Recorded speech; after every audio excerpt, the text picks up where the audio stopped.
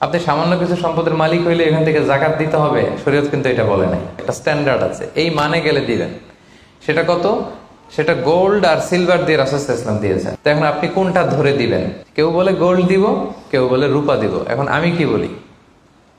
আমি আপনাদেরকে সাজেস্ট করবো আপনারা রূপারটা ধরবেন। অল্প আসুক না, ধরেন আপনার 1000 টাকা জাকাত আসছে, তা আপনি যদি 1000 টাকা জাকাত দেন, এটা আপনার হৃদয়ে একটা প্রশান্তির কারণ হবে না যে আমি সম্মানিত জাকাত দাতা, আলহামদুলিল্লাহ। এবং এত বড় একটা ফরজ ইবাদতের লিস্টে যে আপনি ঢুকতে পারছেন, এটাও তো কম কিসে, কি বলেন? জাকাত ফরজ হওয়ার শর্ত আছে, এই শর্তগুলো আমরা শুনব। 5টা শর্ত। প্রাইমারি শর্ত হচ্ছে নেসাব পরিমাণ সম্পদের মালিক হওয়া, আর এটা হাওলানিল হাওল, 1 বছর থাকা। এগুলো হচ্ছে প্রাইমারি শর্ত।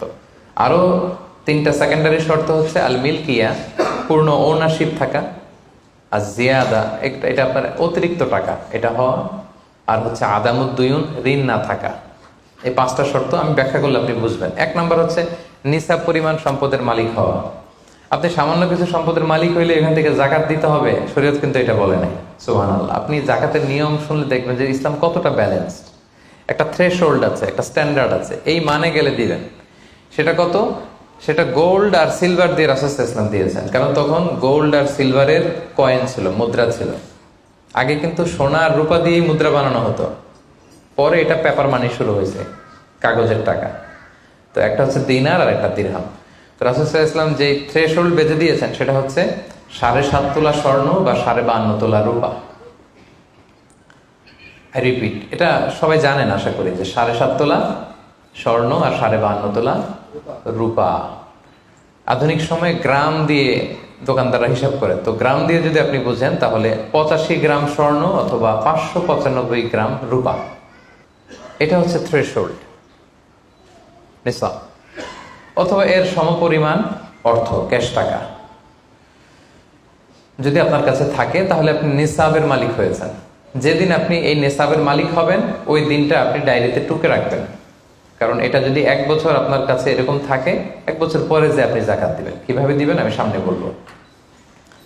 তো এই নেসাব নিয়ে একটা প্রবলেম আছে। প্রবলেমটা হচ্ছে 7.5 তোলা স্বর্ণ আর 52.5 তোলা রূপার দাম কিন্তু এক না। 52.5 তোলা রূপার দাম খুব কম, আর 7.5 তোলা স্বর্ণের দাম অনেক বেশি। এটা হইল একটাই কম আর একটাই বেশি। ঘটনা হচ্ছে রাসূল সাল্লাল্লাহু আলাইহি ওয়াসাল্লাম যখন এই থ্রেশহোল্ডটা বেঁধে দিয়েছিলেন নিসাবটা, তখন দুইটার মান সমান ছিল। তখন 7.5 তোলা স্বর্ণ দিয়ে 52.5 তোলার মতো রূপা পাওয়া যেত, অথবা কেউ 52.5 তোলা রূপা বিক্রি করলে 7.5 তোলা স্বর্ণ পেত। কিন্তু পরে সিলভার ফল করতে শুরু করলো, ফল করতে করতে আজকে এই অবস্থা। গোল্ড আবার খুব একটা ফল করে নাই, ফলে গোল্ডের স্টেবিলিটিটা এখনো রয়ে গিয়েছে। তো এখন আপনি কোনটা ধরে দিবেন জাকাতটা? যদি আপনি রূপা ধরেন, কথার কথা, রূপা যদি এই 1 ভরির দাম 1000 টাকা হয়, তাহলে 52.5 ভরির দাম কত? 52,500 টাকা। কিন্তু স্বর্ণ যদি আপনি হিসাব করেন, 1 ভরি যদি 50,000 হয়, 7.5 ভরি কত? 3.5 লাখ প্লাস, তাহলে প্রায় 7 গুণ কম বেশি, তাই না? এটা নিয়ে হয়ে গেছে জটিলতা। তো এখন আপনি কোনটা ধরে দিবেন? অনেকে বলে না গোল্ড দিব, কারণ গোল্ড ফল করে নাই, এটার যে স্ট্যান্ডার্ড এটা এখনো বজায় আছে। এটা নিয়ে অনেক আলোচনা, আমি খুব সংক্ষেপে বলি। কেউ বলে গোল্ড দিব, কেউ বলে রূপা দিব। এখন আমি কি বলি? আমি আপনাদেরকে সাজেস্ট করবো আপনারা রূপারটা ধরবেন। রূপারটা ধরলে কি লাভ হবে জানেন? 2 দিকেই লাভ, আপনারও লাভ, যিনি নিবে আরও লাভ। রূপারটা ধরলে বেশি সংখ্যক লোক জাকাত দান করতে হবে, তাই না? আর বেশি সংখ্যক গরিব লোকও টাকা পাবে, কি বলেন? তো 2 পক্ষে লাভ হইল না? এখন প্রশ্ন করতে পারেন, হুজুর ও পাইছে ওর লাভ, আমার লাভ কি? আপনার তো সবচেয়ে বড় লাভ, আপনি তো সওয়াব পাবেন আখিরাতে। এটা আমাদের বেশি দরকার না? কি বলেন? যিনি গ্রহীতা উনি পেয়ে লাভ, তার লাভ হইল, আর যিনি দাতা তিনি সওয়াব পেয়ে লাভবান হইলেন, তিনি সম্মানিত জাকাত দাতা হইলেন। অল্প আসুক না, ধরেন আপনার 1000 টাকা জাকাত আসছে, তা আপনি যদি 1000 টাকা জাকাত দেন, এটা আপনার হৃদয়ে একটা প্রশান্তির কারণ হবে না যে আমি সম্মানিত জাকাত দাতা, আলহামদুলিল্লাহ, আই এম এ জাকাত পেয়ার। এবং এত বড় একটা ফরজ ইবাদতের লিস্টে যে আপনি ঢুকতে পারছেন, এটাও তো কম কিসে, কি বলেন? এজন্য স্বর্ণেরটা না ধরে রূপারটা ধরবেন। আপনাদের যে টাকা পয়সা, আপনাদের তো হীরা দিয়ে করা দরকার আপনাদের নেশা। এনিওয়ে, তো এজন্য আপনারা রূপারটা ধরবেন, তাহলে লোকজন উপকৃত হবে বেশি, সম্মানিত ভাই এবং বোনেরা। তাহলে 5টা শর্তের প্রথমটা তো বুঝে গেছেন, নিসাব। কি বলেন? নিসাব বুঝে গেছেন না? 2 নম্বর শর্ত হচ্ছে শুধু এই নেশাব পরিমাণ সম্পদের মালিক হইলেই হবে না ভাইরা, এটাকে হাল আনিল হাউল বলে, মানে 1 বছর আপনার কাছে থাকতে হবে। দেখেন ইসলাম কতটা ভারসাম্যপূর্ণ।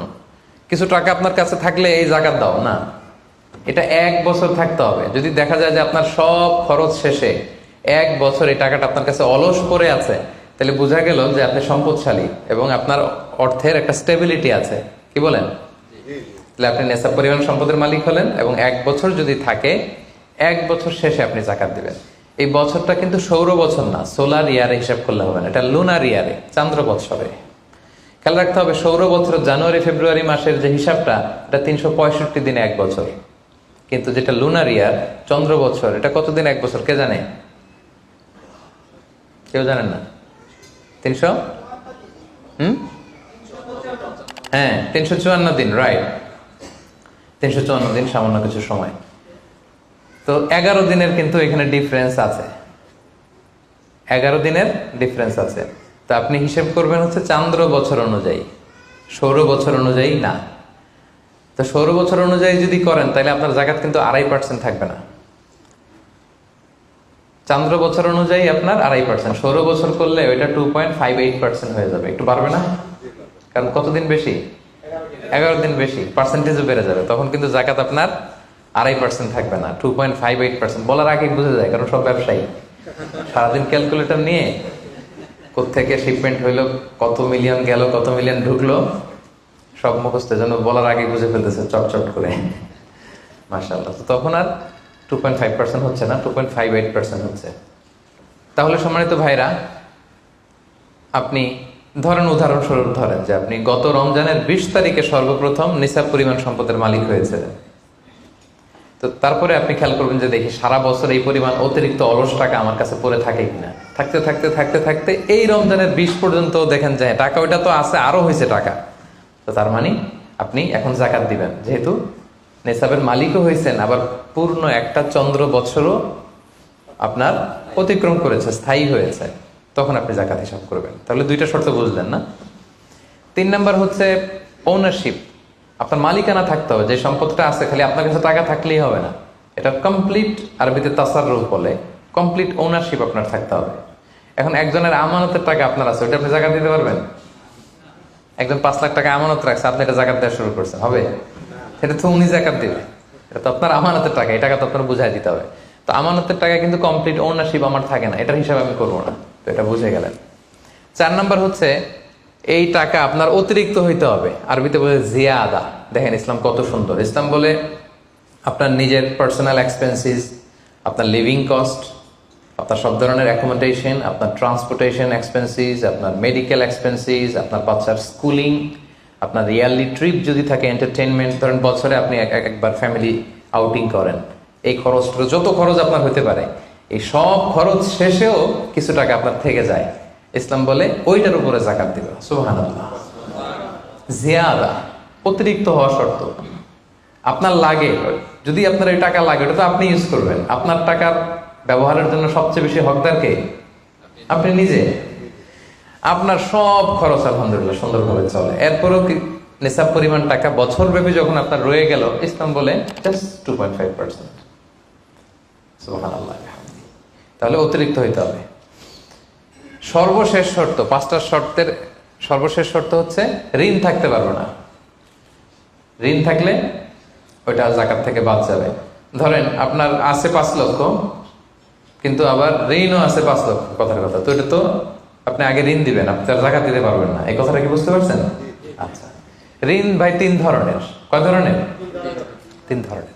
একটা হচ্ছে আপনার একবারে পরিশোধ করতে হবে, এরকম ঋণ থাকে না, যে আমি মুরাদ ভাইয়ের কাছ থেকে 1 লক্ষ টাকা নিলাম, আজকে আমার জাকাতের হিসাব করার ডেট, তো 1-2 মাসের মধ্যে টাকাটা দিতে হবে। তো তখন এই যে 1 লক্ষ টাকা উনি পাবে, এই টাকাটা আমি বাদ দিব আমার অন্যান্য অ্যাসেট থেকে। বাদ দিয়ে যদি দেখি যে না, তারপরে জাকাত হয় দিব, আর না হলে দিব না, কারণ এটা একবারে দিতে হবে। ওনারা বলছে যে 1 লক্ষ আমি একবারে দিয়ে দিব আপনাকে 1 মাস পরে, এইভাবে ঋণটা নিয়েছিলাম।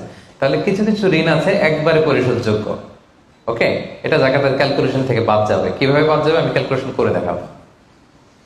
ঋণের দ্বিতীয় প্রকার হচ্ছে ইনস্টলমেন্টের কিছু ঋণ আছে, কিস্তিতে দেয়া লাগে। লেটস সে আমি 1 কোটি টাকা দিয়ে একটা গাড়ি কিনেছি, BMW গাড়ি, বা 50 লক্ষ টাকা দিয়ে আমি একটা হুন্ডা গাড়ি কিনেছি, 50 লক্ষ টাকা। তো এটা আমি কিস্তিতে কিনেছি। কিস্তির ঋণ যদি হয় তাহলে আপনি কিন্তু পুরোটা বাদ দিতে পারবেন না, তখন সর্বোচ্চ 12 মাসের কিস্তি বাদ দিতে পারবেন, 12 মান্থসের, তাও এই চন্দ্র মাসের হিসাবে। কারণ জাকাতের হিসাবটা কি 12 মাসের হিসাব, তাই না? এটা একটা ইয়ারলি ক্যালকুলেশন। আপনি পুরোটা যদি একবারে বাদ দেন তাহলে তো আপনার আর জাকাতই দেওয়া লাগবে না। কি বলেন? বাংলাদেশে অনেক বড় বড় সিআইপি ব্যবসায়ী আছে, ওনারা হাজার হাজার কোটি টাকা ব্যাংক থেকে ব্যবসায়ের কারণে ঋণ নেন এবং ওনাদের ঋণ খেলাপি হয়। তো ওনারা যদি বলে হুজুর আমার তো ঋণ আছে, তো উনি আর জাকাত দিবে কি? ওনারই তো আমার জাকাত দেওয়া লাগবে এখন। কি বলেন? এরকম বড় বড় সিআইপিরা যদি ঋণের দোহাই দেয়, উনি আর জাকাত দিবে কি? উনি তো ঋণী। তাই ওনারই কিছু জাকাত আমাদের দেওয়া লাগবে, কারণ আমরা জাকাতের 8টা খাতের মধ্যে একটা পড়েছি, বল গরিমিনা। কি বলেন? ঋণগ্রস্ত ব্যক্তিকে জাকাতের টাকা দিয়ে হেল্প করা যায়, তো উনি আর দিবে কি? উনারে দেই আমরা। ওই ঋণ বাদ দেওয়া যাবে না। ইনস্টলমেন্টের ঋণ হইলে 12 মাসের, আর ওইরকম ঋণ খেলাপি 1000 কোটি টাকা, এগুলো বাদ দেওয়া যাবে।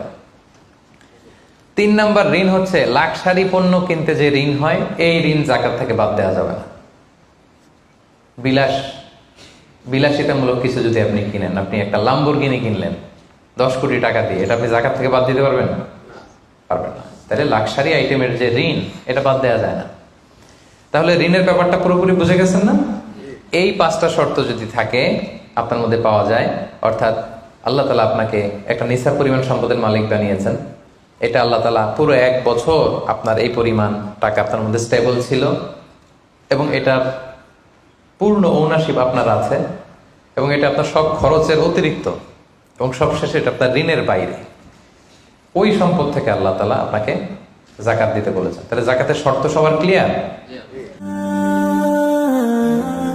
Be a part of our vision. Do listen and share the khair.